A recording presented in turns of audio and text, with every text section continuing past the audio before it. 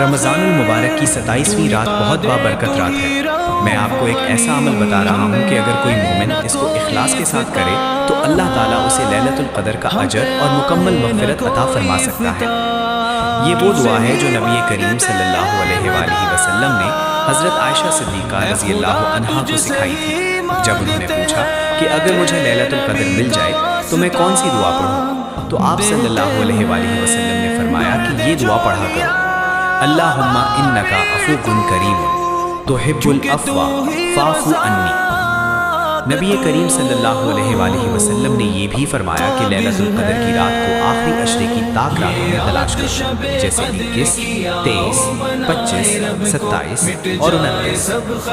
मैं ये अर्ज़ करता हूँ कि इस रात में इस दुआ को ज़्यादा से ज़्यादा पढ़ना चाहिए। ख़ास तौर पर 100 मरतबा पढ़कर अल्लाह से मग़फ़िरत और रहमत मांगनी चाहिए। अल्लाह ताला अपने फ़ज़ल से गुनाह माफ़ फरमाता है, परेशानियाँ दूर करता है और ज़िंदगी में बरकतें अता फरमाता है।